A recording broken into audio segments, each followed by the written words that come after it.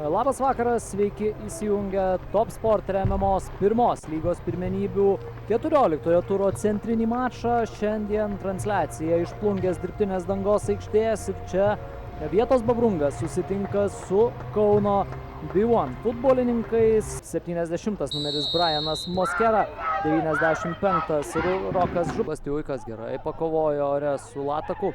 Tiuikas pats bando smūgiuoti, na čia nekyla problemų Dariui Kublickui, bet apie ką aš ir kalbėjau.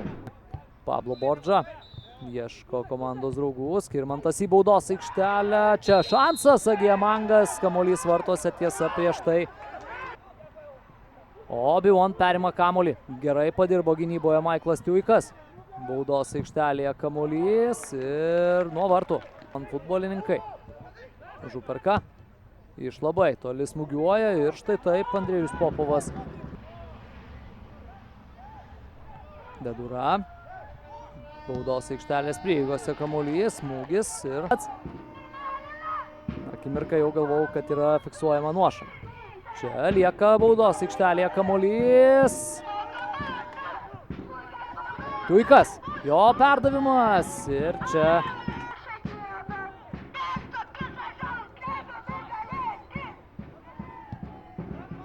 smūgis.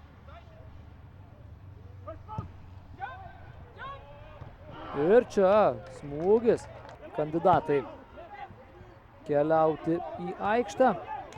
Tomas Gudaitis vėl bėga nuo varžovų. Gudaitis baudos aikštelėje.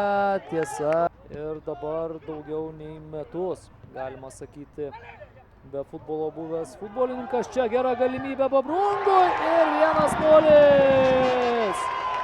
Pablo Bordža. Atrodo iš niekur nieko dabar Plungės Babrungas susikuria galimybę.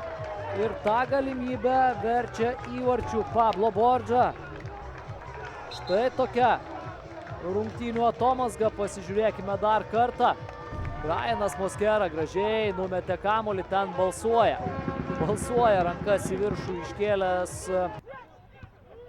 Čia gali turėti atsaką B1 komanda. Rakauskas, jo smūgis.